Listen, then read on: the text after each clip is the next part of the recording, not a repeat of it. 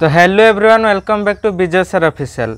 तो पिला माने मु आज नहीं आसी 10वीं श्रेणी पिला मानन पई एक साहित्यर एक सुंदर लॉन्ग क्वेश्चन जहाँकि विषयटर नाम होउची वंदे उत्कल जननी, जहाँकि 10वीं श्रेणी साहित्य बहिर प्रथम विषय अटे।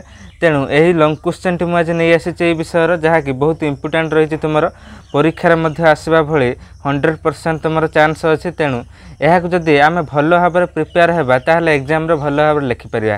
तो पिले साहित्यर लॉन्ग क्वेश्चन तुम इंपोर्टेंट होउची सबुठारु तुम जो फास्ट इंट्रोडक्शन टे लिखिब। तेणु इंट्रोडक्शन को आम जदि सुंदर भाव में लिखा और साहित्यर भाषा और शब्द संयोजन द्वारा लिखा ताहले जेकोसी परीक्षा खाता देखिब से सर्वप्रथम तुम से इंट्रोडक्शन टी देखी जानी नब जे तुम क्यों स्टैंडर्ड पिला। तापर से आउ भितर तुम सारांश बेसी न पढ़ी तुम इंट्रोडक्शन को देखी तुमको से मार्क देदेव। और शेष कथा इंट्रोडक्शन तुम्हें बहुत सुंदर भाव लिखा और विषय वस्तु को मध्य मुझे बहुत सुंदर भाव लिखी। तो तुम पढ़ले भल भाव में बुझीपर। तेणु चल लॉन्ग क्वेश्चन टी आरंभ करवा। देख पिला माने लॉन्ग क्वेश्चन टी आम लिखा बर्तमान। तो क्वेश्चन टी लिखी देख वंदे उत्कल जननी एक मातृभूमि प्रशंसात्मक कविता उक्तिटीर यथार्थता प्रतिपादन कर। तो यह आम सुंदर भाव में बर्तमान लिखा। तो देख प्रथम इंट्रोडक्शन टे लिखा। ओडिया साहित्य जगत रे कवि लक्ष्मीकांत महापात्र हेउछंती जड़े असाधारण व्यक्तित्वर अधिकारी। जेतेबेले ओडिया साहित्य जगतर स्थिति सुदृढ़ नथिला, देश विदेश रे ओडिया भाषा और ओडिया शब्द को किछि लोक अति हीन चक्षुरे देखुथिले, सेतेबेले आम पवित्र भारत माता जन्मदेला केते जण ज्ञानी गुणी प्रतिभा को। जेउ प्रतिभा माने हजि जाइथिबा साहित्य जगतर सम्मान और स्वाभिमान को लेउटाई आनिथिले विदेशी हस्तरू। सही प्रतिभावान व्यक्ति मानक मध्यरु प्रचंड प्रतिभार अधिकारी समाज संस्कारक कवि लक्ष्मीकांत महापात्र हेउछंती अन्यतम। तो तापर पिला माने आमे गुटे सेकंड पैराग्राफ करिबा। तांकर लेखनी स्पर्श रे स्तब्ध होई रहिथिबा झरणा भी कुळु कुळु नादरे झरी जाई पारे।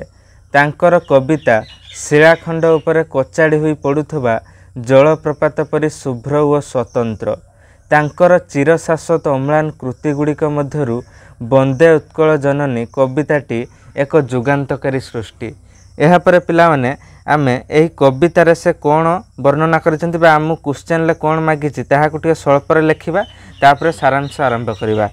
से एही कविता माध्यम रे उत्कल भूमि को जननी भाव में वंदना करने सहित तार स्मरणीय गाथा को वर्णना करी प्रशंसा करिसेंती।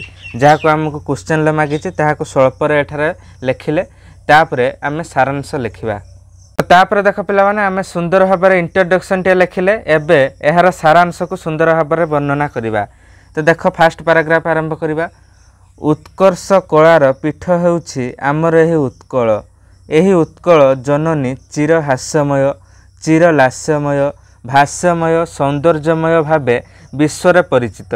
जननी स्वरूपा उत्कल मातार वर्णना कवि निखुण भावे कवितार तुली धरिछंती। समुद्रर पवित्र जलधारा उत्कल मातार शरीर को धौत कर दिए। सागरर तटदेश रे ताल तमाल वृक्षराजी शोभा पाई नदीर सौंदर्य को द्विगुणित करे। शुभ्र स्वच्छ जल रे परिपूर्ण नदीर शीतल वायु शरीर को आनंद प्रदान करिथाए। एहार शरीर घंच अरण्य परिपूर्ण। नील सागर रे तरंग सदृश पर्वत गुड़िक तार शोभा को वर्धित करिथाए। विहंग मानक कोलर हृदय को मंत्रमुग्ध करिथाए। तापर पिला माने आउ गुटे पैराग्राफ लिखिबा। सुजला सुफला शस्य श्यामला उत्कल माता सुंदर धान क्षेत्र शुभार शुभिता। तार ज्ञान विज्ञान प्रदर्शन रे नेत्र उज्जवल होई उठे। जोगी ऋषि मानकर पवित्र कुटीर द्वारा अत्यंत पवित्र होइछि उत्कल जननी। चारु काळु कलारे परिपूर्ण मंदिर गुड़िक सौंदर्य रे विमंडित। उत्कल माता विश्व रे अद्वितीय पूजनीय होई परिछि।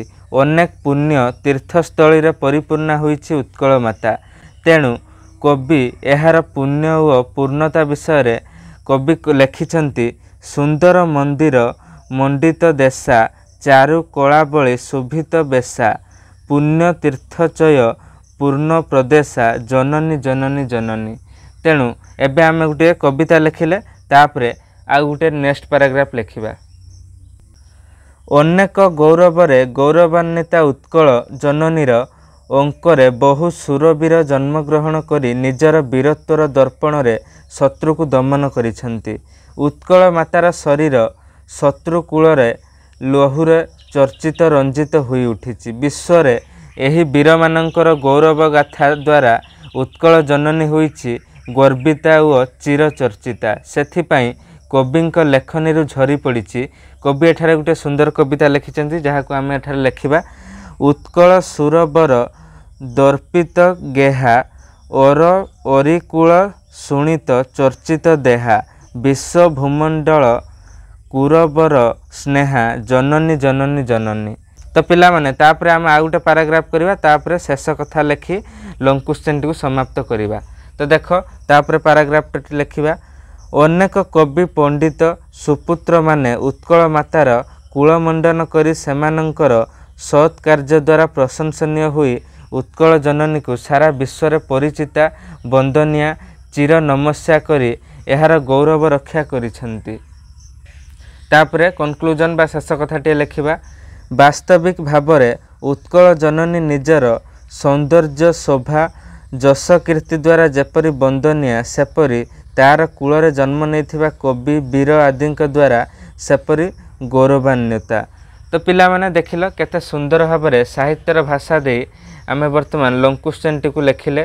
तो जमीती आमे साहित्यर भाषा दे लॉन्ग क्वेश्चन टी लिखीचे तुमे जदि एई भली एहाकु सुंदर भाव में लिखिबो ताने जेकोसी परीक्षक खाता देखिबो से तुमको इम्प्रेस होई भल मार्क देव निश्चय। वो समस्त पिला गोटे अनुरोध जो मैंने दशम श्रेणी पिला माने आसीच प्रथम थर पर मो चैनल को आसीच दयाकोरी सब्सक्राइब करनियो कारण तुमर मैथमेटिक्स वीडियो मध्य मो क्लास रे अपलोड होउची। तो जो मैंने न देखीच मुझे डिस्क्रिप्शन में लिंक देदेवी सेठारु जाई तुम मैंने देखि नेब। और साहित्यर मध्य एभली सुंदर सुंदर लॉन्ग क्वेश्चन और मल्टीपल चॉइस क्वेश्चन तुमर जो एमसीक्यू क्वेश्चन रहिला सेगुड़िक मध्य मो क्लास रे मु अपलोड करी जो जहाद्वारा तुमर एथर एग्जाम रे भल केमिति करिवो ताहा मु तुम पई सेही भली वीडियो सब नहीं आसीबी। तेणु दयाकर चैनल को सब्सक्राइब करि नियो और सुंदर सुंदर इंट्रोडक्शन सुंदर सुंदर लॉन्ग क्वेश्चन मध्य साहित्यर अपलोड हेबो। तेणु दयाकर सब्सक्राइब करि नियो कारण जहाँ तुम पई मागणा अटे किंतु मते वीडियो बनैबा पई प्रेरणा देई थाए। तेणु पिला माने आउ केउ केउ विषय तुमर लॉन्ग क्वेश्चन आवश्यक और जदि भी सरल अर्थ तुम लिखि पारुन केमिति सुंदर भाव में सरल अर्थ लिखिबो ताहा मध्य जदि तुम कमेंट करिवो जदि अधिक कमेंट आसे ताहले मु मध्य से वीडियो मध्य तुम पई नै आसीबी और सुंदर भाव में एही भली लॉन्ग क्वेश्चन तुम माने मो चैनल रे देखिया पई पाइबो। तेणु शेष पर्यंत वीडियोटी देखिथिबारु तुमको बहुत बहुत धन्यवाद। Thanks for watching.